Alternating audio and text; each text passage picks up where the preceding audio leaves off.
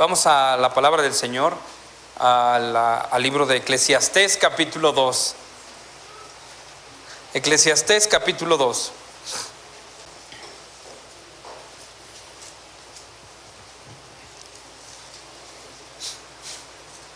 Amén. Después de leer la palabra del Señor, vamos a orar.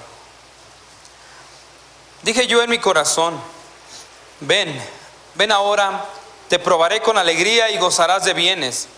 Mas he aquí, esto también era vanidad. A la risa dije: enloqueces. Y al placer, ¿de qué sirve esto? Propuse en mi corazón agasajar mi carne con vino, y que anduviese mi corazón en sabiduría, con retención de la necedad, hasta ver cuál fuese el bien de los hijos de los hombres, en el cual se ocuparán debajo del cielo todos los días de su vida. Engrandecí mis obras, edifiqué para mí casas, planté para mí viñas, me hice huertos y jardines, y planté en ellos árboles de todo fruto.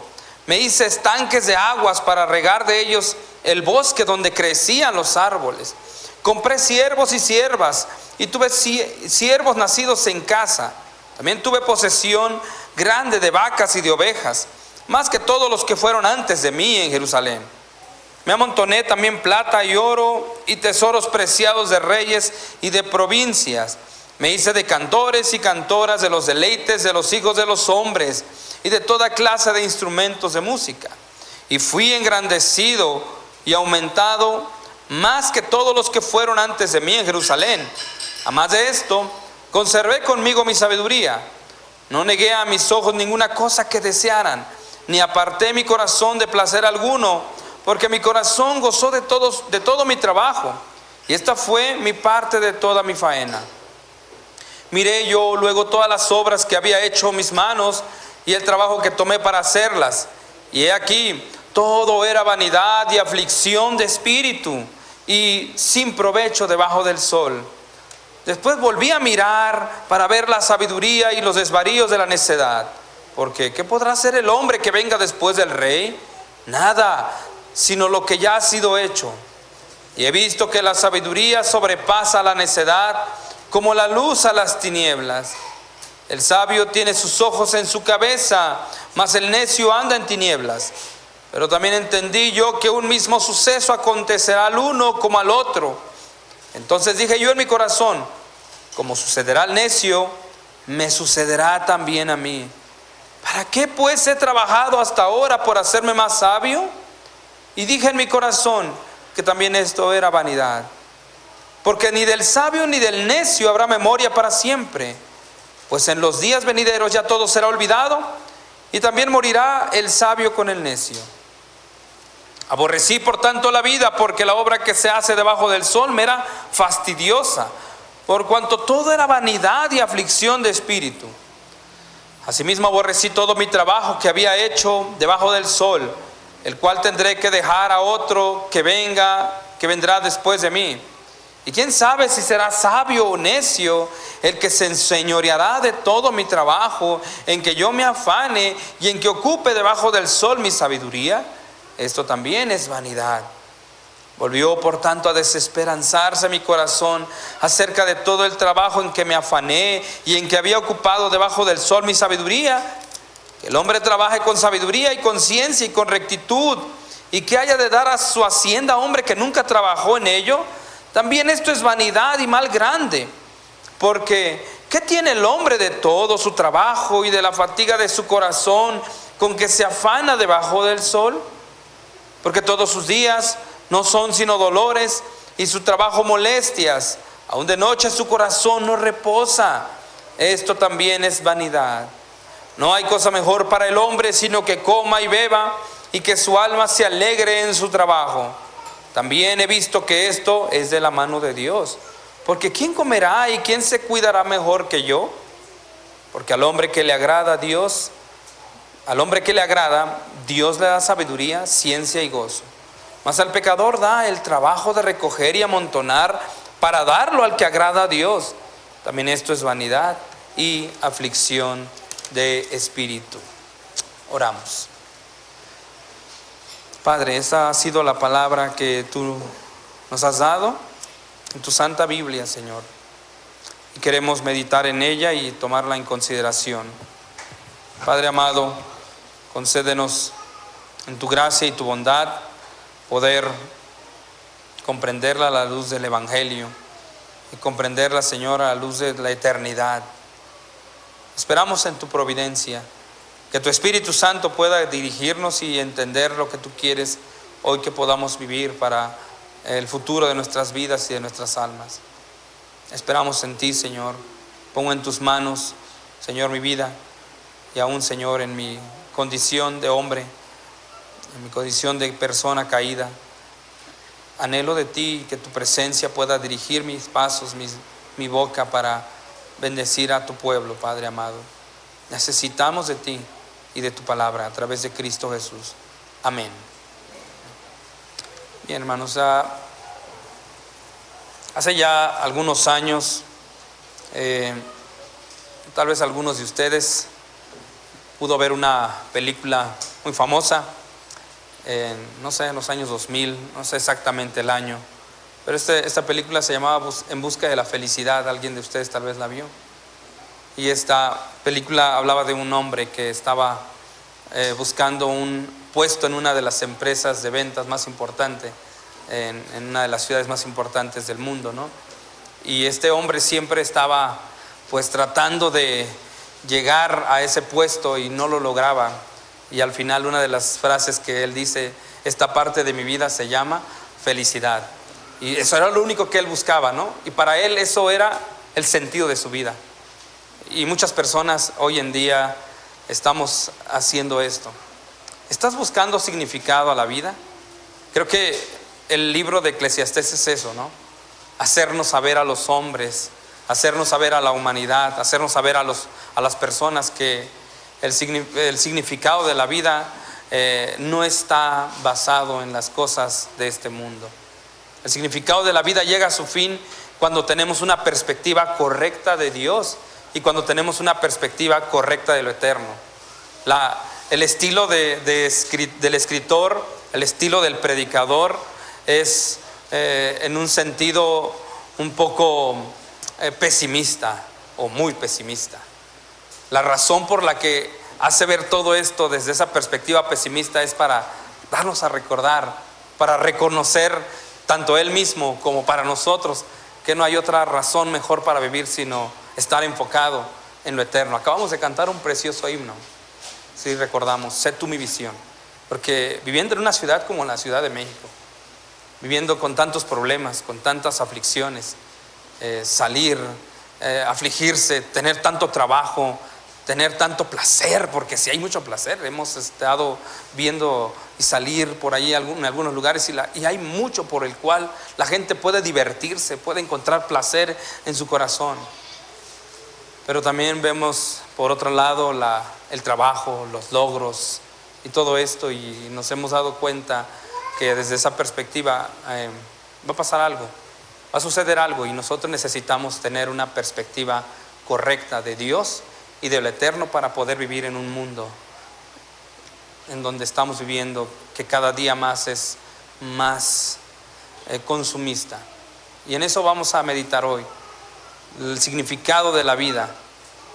¿Has buscado el significado tú de la vida en la alegría y en la diversión o en el placer? Muchas personas buscan significado de la vida, en la alegría y en la diversión, en el placer. Muchas veces han buscado su significado, han buscado sentido a la vida en el trabajo y también en los logros materiales y personales. Todos en alguna vez nos hemos preguntado: ¿qué sentido le hallo a lo que hago? No encuentro los resultados que yo esperaba. Trabajas, estudias, te preparas, tu matrimonio, tu familia, y muchas veces no encuentras sentido a la vida. Algunos llenan sus agendas de días de diversión, de días de paseos, de risas, de placeres y de fiestas. Si no hay algo que hacer, y tratan de buscar algo que pudiera satisfacer esa necesidad, con el fin de no estar quietos. Y eso les da mucho significado, o eso les da significado momentáneo. Y algunos hayan sentido en el trabajo, algunos hayan sentido en los logros y en todo lo que piensan es en trabajar de sol a sol. Cuando no hay algo que hacer están sumamente inquietos. Yo conozco a personas que no pueden estar quietos un momento si no están trabajando. Y si te pones a pensar, quizás tú puedes ser esclavo de tu trabajo. Y necesitas tomar en cuenta esto. Puede el trabajo ser quien te dé sentido a tu vida en este tiempo. Porque si el trabajo es todo lo que le da significado a la vida, vas a tener logros. Ver tener una casa, buscar tener posesiones, tener logros personales. Y muchas personas se sientan y miran todo lo que han logrado y se sienten satisfechos. Llegas a una edad en donde dices, lo logré, tengo mi pensión, me he jubilado, tengo esto y me siento muy bien. Esos son logros terrenales y yo he vivido esa parte también. He vivido esa parte en la vida donde me he sentido satisfecho por lo que he logrado en mi trabajo. Y en un mundo lleno de afanes y lleno de tantas situaciones materialistas, el trabajo y los logros es lo que le da sentido a la vida de las personas. Ese es el principio. La Biblia dice que el amor al dinero es el principio de todos los males. Así que, mis amados hermanos,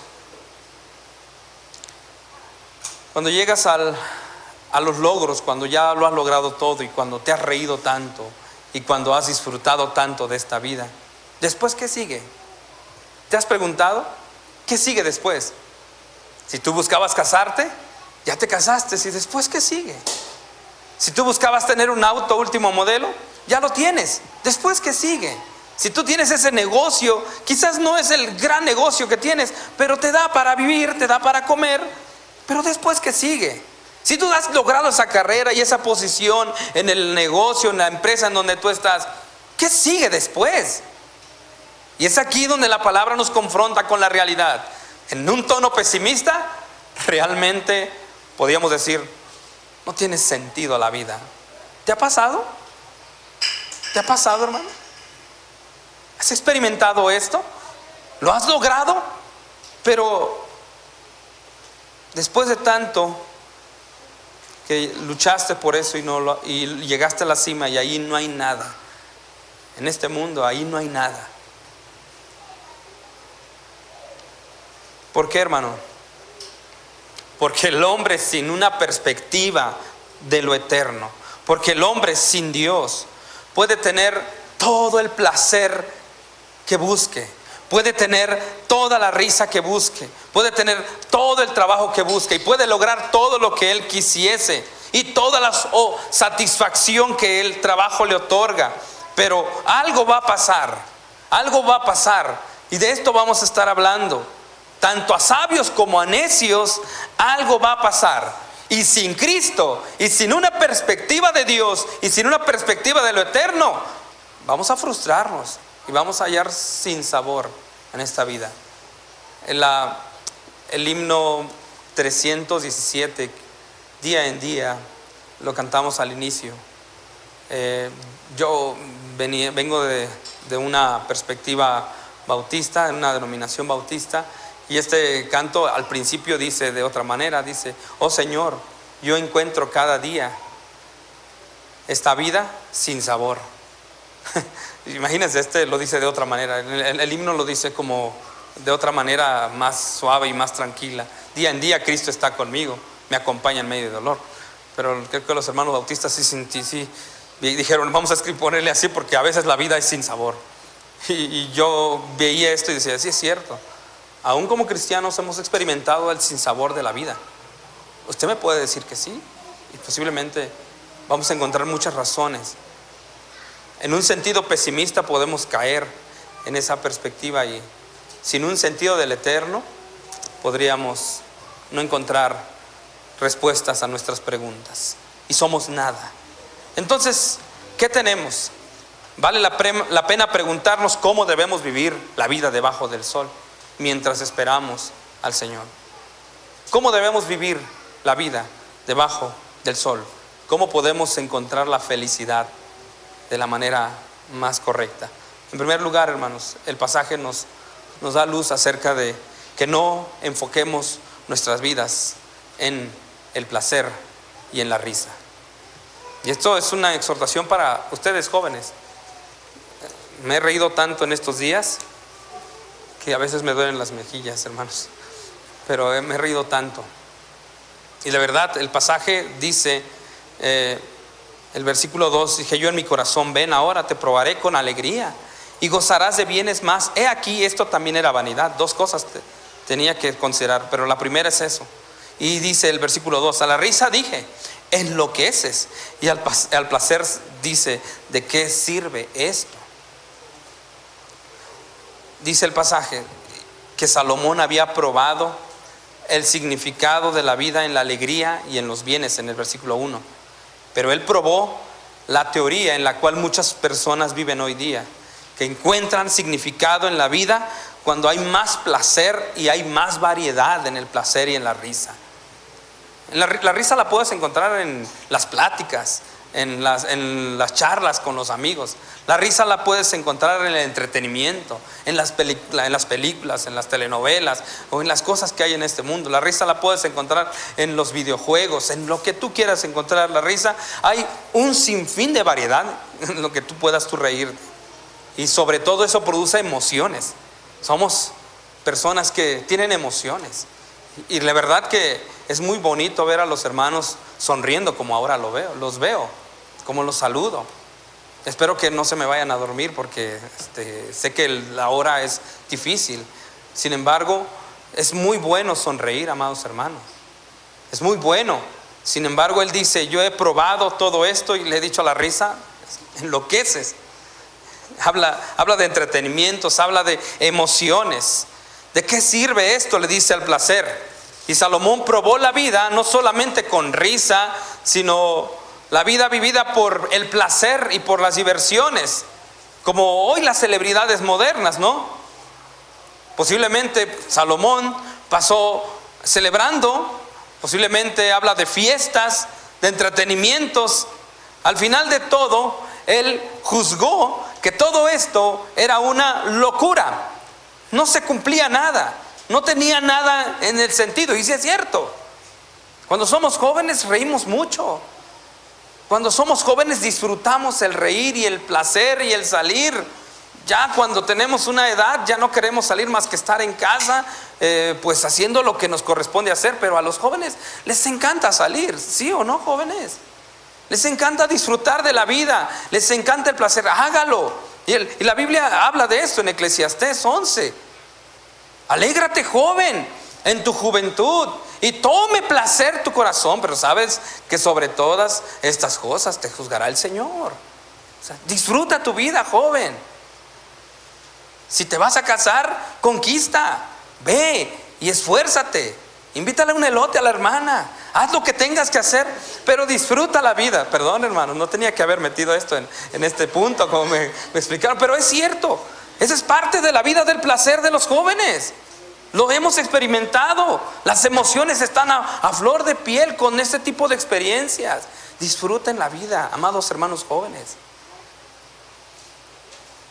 Pero una y otra vez volvemos a decir, sin una perspectiva de Dios y sin una perspectiva de lo eterno, podríamos caer en la peor de las depresiones y en la peor de las decepciones de esta vida. Hallaremos a esta vida sin sentido. Entonces por eso el escritor dice, a la risa le dije enloqueces, y al placer, ¿de qué sirve esto? No tiene sentido la vida. En un tono pesimista. Así que, en segundo lugar, si queremos buscar una felicidad perpetua y verdadera, no busquemos sentido a la vida en el trabajo ni en los logros. Y creo que tenemos mucho que tomar en cuenta en esto, mis amados hermanos. En una ciudad tan consumista, en una ciudad en donde la gente necesita, tenemos un lema, ¿no? Si no trabajas, no comes. Y tienes que trabajar. Y tienes que esforzarse, y tienes que lograr, y tienes que hacer, y tienes que tener para poder salir, para poder moverte, para poder tener recursos, para poder hacer lo que tienes que hacer.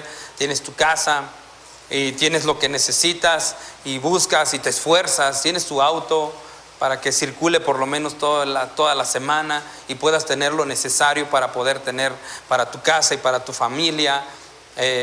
Y la verdad que hay mucho que hacer. Y mucha gente está tan enfocada en el trabajo, mucha gente está tan enfocada en los logros que el trabajo produce.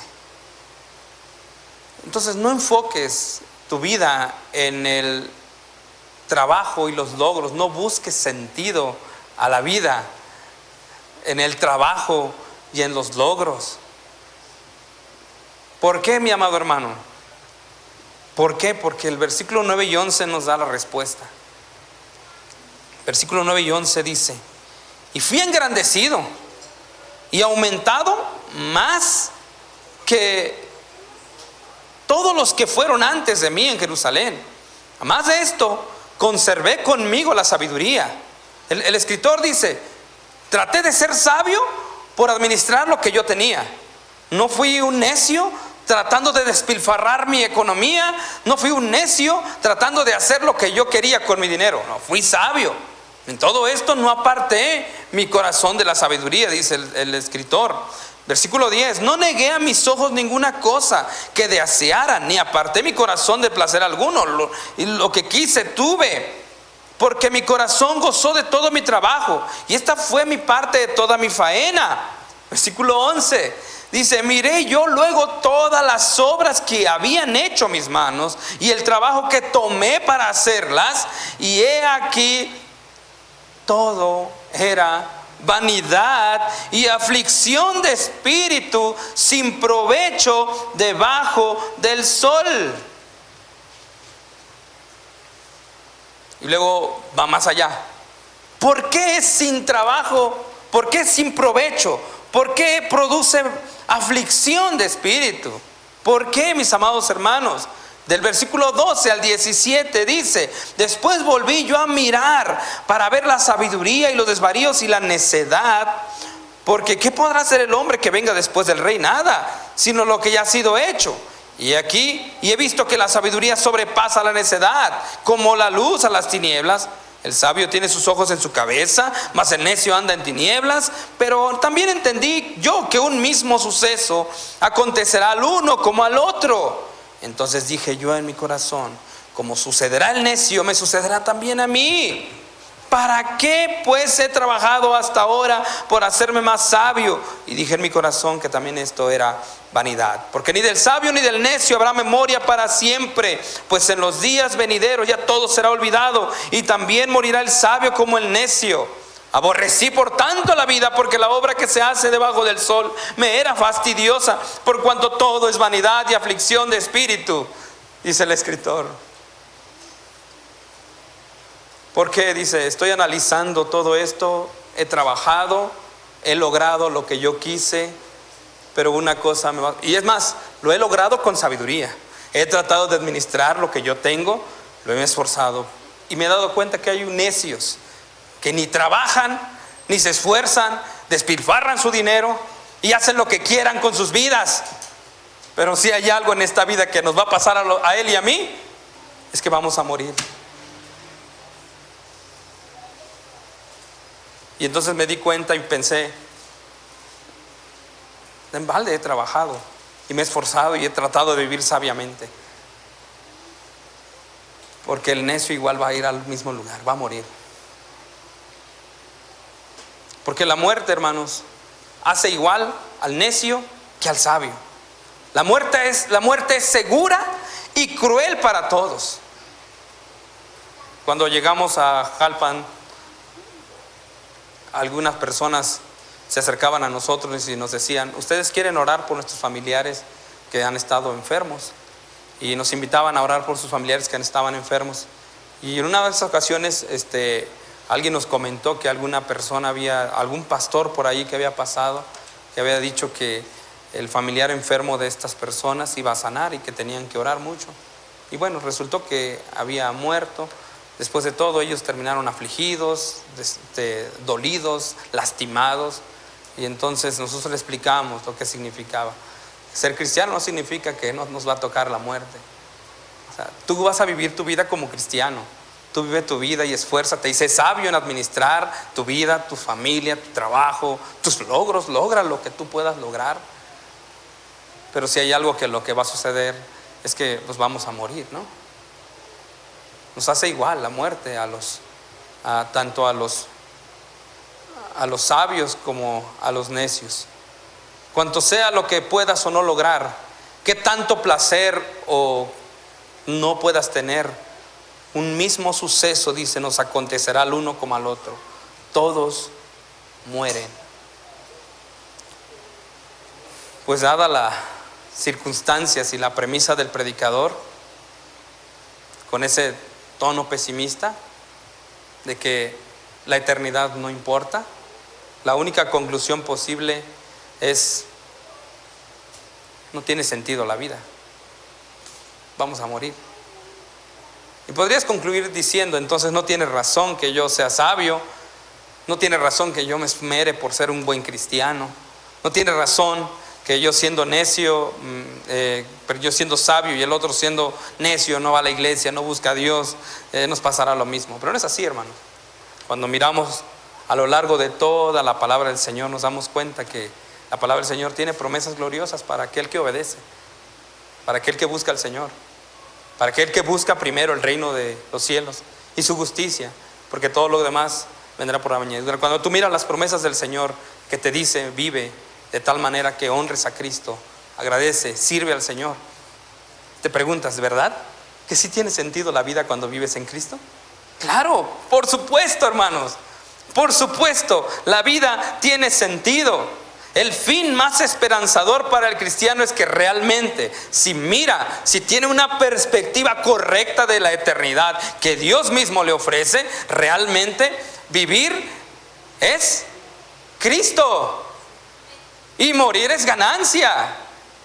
Realmente la Biblia dice que todo lo que el hombre sembrare, eso también segará. Entonces, si siembras para la corrupción, para la carne, segarás corrupción para la carne. Pero si siembras para la eternidad, para la vida eterna, para el espíritu, para la eternidad has de segar. Tiene sentido la vida cuando el cristiano tiene a Dios en el centro de su vida. Y el escritor nos está dando a conocer esto para que de una vez dejemos de descansar en el placer, en la risa, en las cosas terrenales, en el trabajo, en los logros y en lo que tú tienes, porque al final de cuentas tú y yo vamos a morir. Pero hay algo más glorioso que se nos ha prometido en este precioso evangelio: la eternidad. Gloria al Señor por ello, hermanos. Gloria al Señor por ello. Pero con Dios, con lo eterno que Él promete, hay eternidad, y esto nos da sentido a la vida. Tú dices: bueno, a mí no me basta eso, yo todavía estoy buscando sentido a la vida. Claro, pastor, tú me estás predicando acerca de Cristo, acerca de Dios, acerca de buscarlo, pero yo no le hallo sentido a la vida. Es posible que necesites venir a los pies de Cristo. Ven, ríndete, encuentra consuelo en Él. Ven, la Biblia dice: si estás cansado y trabajado, ven a los pies de Cristo, descansa en gloriosa mano, en su gloriosa providencia. Tú perteneces a Él. Tu vida no podría tener sentido a menos que estés bajo las alas del Omnipotente. Encontramos sentido, amados hermanos, y encontramos mucho sentido. ¿Te has enfermado alguna vez y tú dices: posiblemente voy a morir? ¿Has visto a tu hijo en el hospital y dices: tal vez no lo veré más? Y pierdes muchas veces el sentido de la vida. Pero tu hijo, pero tu salud, pero tus logros, pero tu carrera no es el fin de tu vida. Es una bendición tenerlo todo esto. Disfrútalo y deleítate en eso. Pero deleítate mejor en el Señor. Yo he estado pensando eso precisamente. Exacto. He estado pensando en eso porque tenemos una pequeña, ¿no? Que está enferma, ¿no? Que tiene algún problema de salud por allí, no sabemos cuál sea. Y entonces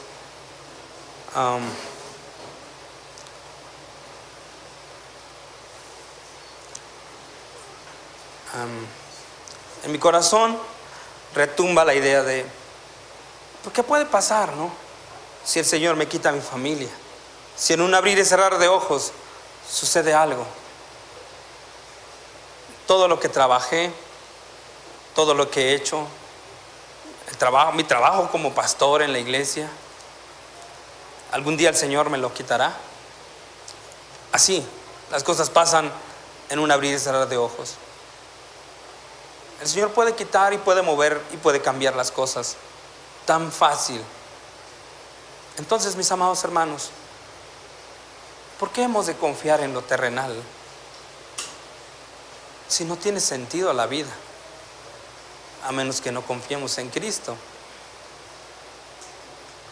Si en un momento te pueden dar una noticia donde tu salud se ve deteriorada, un cáncer terminal, algún problema de salud serio, y la vida puede sentir el sinsabor de la vida. ¿A quién tengo yo en los cielos?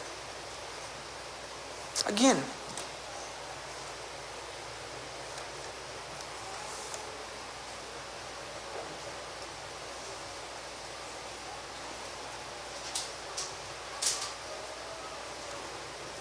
Amados hermanos, frente a la muerte no hay logro que valga. Frente a la muerte no hay posición que valga. Y esto puede producir indignación y sinsabor en la vida. Porque, como dice el escritor, todo es vanidad. Todo es vanidad. ¿Y cómo podemos vivir la vida debajo del sol entonces, amados hermanos? La última parte del versículo 24 y 25 dice: no hay cosa mejor para el hombre, sino que coma y beba, y que su alma se alegre en su trabajo. También he visto que esto es de la mano de Dios. El escritor cree en Dios, y algunos eruditos de las escrituras creen que el escritor aquí ya posiblemente haya sido viejo y penitente, haya llegado a sus últimos años de su vida y dijo: viví mi vida, tuve tantas mujeres, regresó en arrepentimiento y dijo: así se vive la vida, no tiene sabor, no hay sabor en la vida puede ser sin chiste.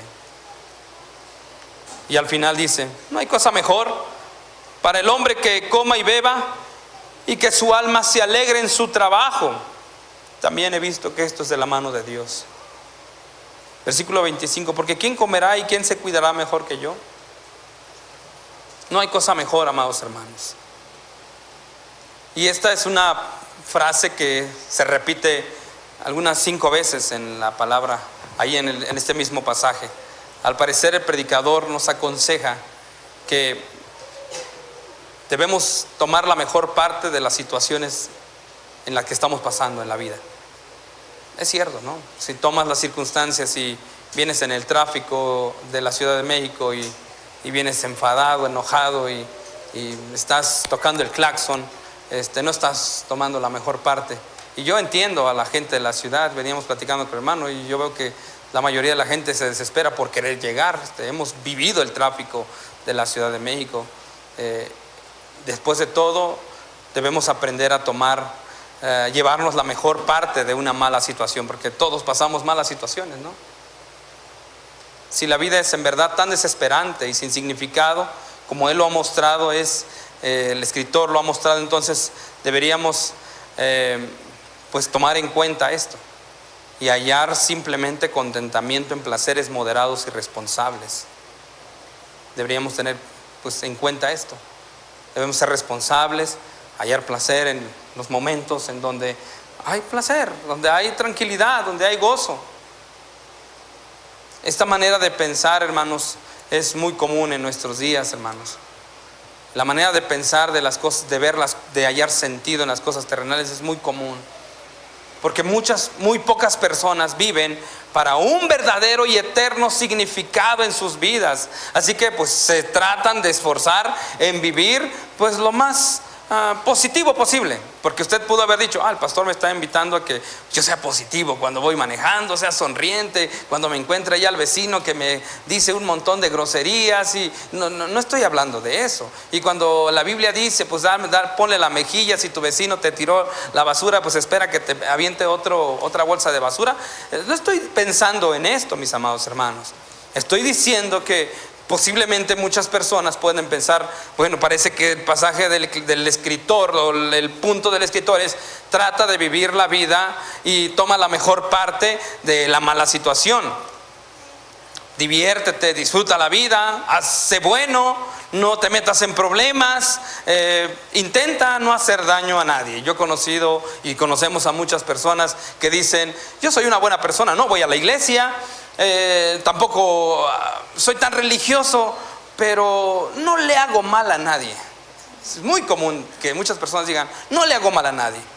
Y ellos, este pasaje es para ellos, porque dice: no hay cosa mejor para el hombre sino que coma y beba, y que se dedique, se alegre, su alma se alegre en su trabajo. Pueden decir: pues no le hago mal, entonces es una buena persona, y parece que está cumpliendo lo que dice la palabra de Dios. Así que esta forma de pensar pudiera funcionar, pues como yo les dije, que en mejorar una mala situación. Es más, hasta a los cristianos nos ha pasado que en una situación mala, pues tomamos malas decisiones. Nos ha pasado. Yo puedo pensar que hay personas allá afuera que han tomado la mejor parte de la mala situación, más que alguno de nosotros aquí adentro, aquí en este lugar. Entonces podemos pensar que ellos sí están cumpliendo lo que dice la palabra del Señor. ¿Qué dice la palabra? Así que no le da un significado real a la vida a la luz de la eternidad. Eso es lo que nosotros miramos. Esa es la perspectiva bíblica. Nosotros no miramos, no le da un sentido real, porque lo que vivimos aquí, porque nuestra vida debajo del sol puede ser diferente, puede ser difícil, puedes a veces tú actuar en una mala situación de una mala manera, y aún así esto no le va a dar significado a la vida a la luz de lo eterno. Así que lo que le va a dar significado a tu vida a la luz de lo eterno es vivir para Cristo, buscar al Señor. Un verdadero sentido a la vida debe ser desde la mirada eterna que solo Cristo ofrece. El himno que cantamos hace un rato, sé tu misión, dice en esta estrofa: riquezas vanas no anhelo, Señor, ni el hueco halago de la adulación. Tú eres mi herencia, tú mi porción, Rey de los cielos, tesoro mejor. A menos que tú y yo no tengamos esta perspectiva, podemos ser buenas personas, podemos actuar bien ante una mala situación y llevarnos la mejor parte, pero no serviría de nada para la eternidad. Y otra cosa que hemos de ver en este pasaje al final del texto, vea lo que dice el versículo 26: porque al hombre que le agrada, Dios le da sabiduría, ciencia y gozo, mas al pecador el trabajo de recoger y amontonar para darlo al que agrada a Dios. También esto es vanidad y aflicción de espíritu. Ahora, muchos de nosotros pensamos que, bueno, Dios nos bendice a nosotros los cristianos, porque aquí hay una aparente injusticia, ¿no? Dice: los que no son cristianos, los que viven en el pecado, ellos trabajan, y nosotros pues, nos dedicamos a ser buenos cristianos y nos bendice. A mí me bendice el Señor con los que no conocen al Señor.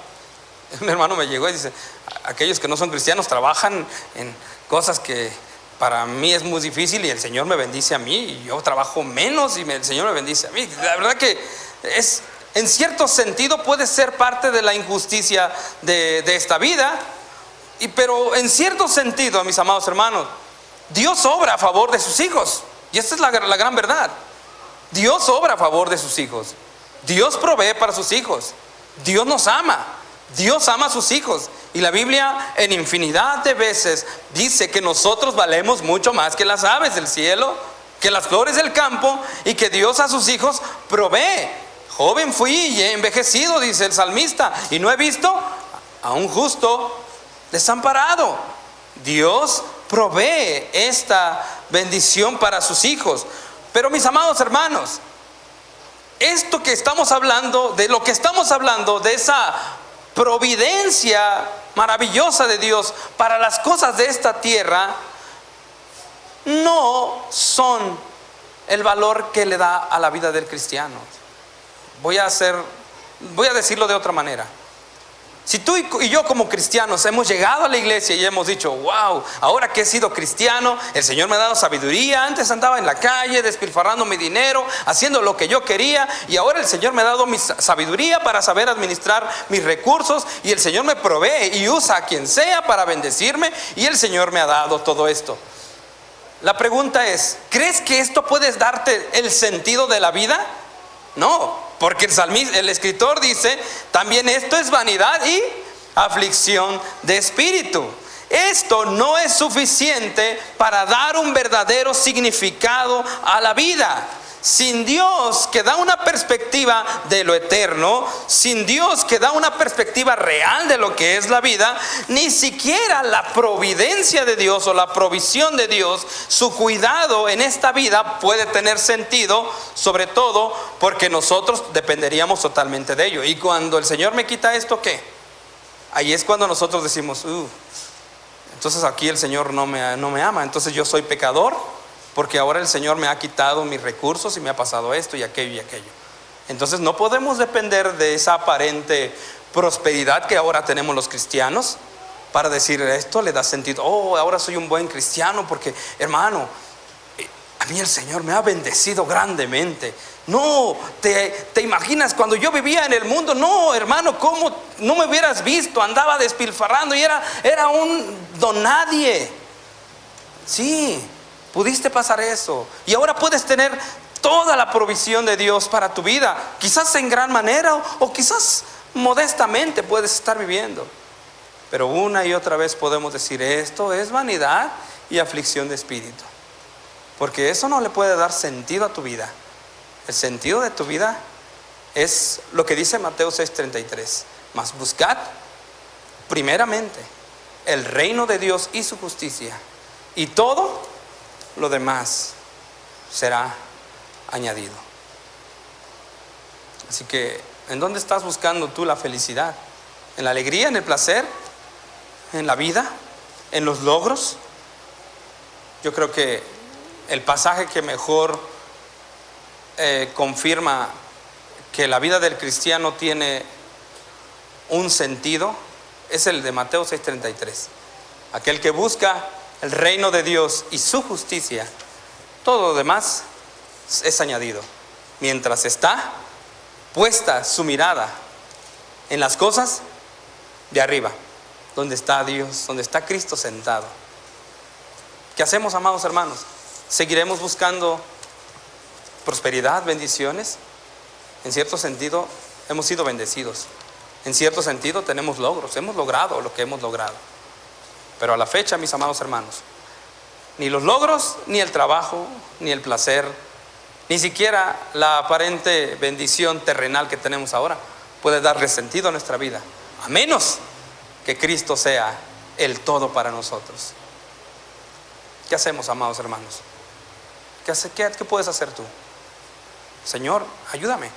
Todavía siento mucho sentido, todavía le hallo sabor al trabajo, al gozo, al placer. Sí, todavía tengo esa sensación de que me apetece vivir así. Entonces ven pronto, descansa en Él. Ven a Cristo, mi amado hermano. Ven a Cristo. Oramos. Señor, gracias te doy,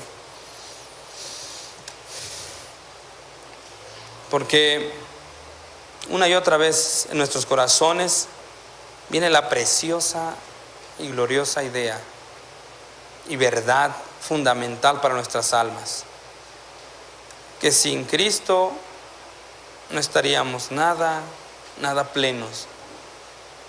Solo aquellos que han recibido la plenitud del Espíritu, de la gracia en el Evangelio, pueden entender esta gran verdad. Pero aún, Señor, en medio de este mundo donde todavía vivimos, en nuestros pecados, en nuestra carnalidad, aún todavía se ve opacada esa gran verdad, Señor. Y pudiéramos caer en el sentido pesimista del escritor y decir, la vida no tiene sentido. Pero una y otra vez nuestros corazones son consolados con el Evangelio, que cuando buscamos su reino, que cuando caminamos en Cristo, la vida tiene razón de ser. Y entonces, mi amado Padre, hoy rogamos para que consuele nuestros corazones. Si hay algún hermano que aquí todavía le cuesta trabajo abandonar, Señor, su vida, abandonar su propia condición, a disfrutar tanto de estas cosas que son la razón de ser, por favor, Señor, no le hagas olvidar que en Cristo puede encontrar satisfacción plena para esta vida como para la eternidad. En Cristo estamos completos. Gloria sea tu nombre, Padre, y te pedimos que nos ayudes en Cristo Jesús. Amén y amén.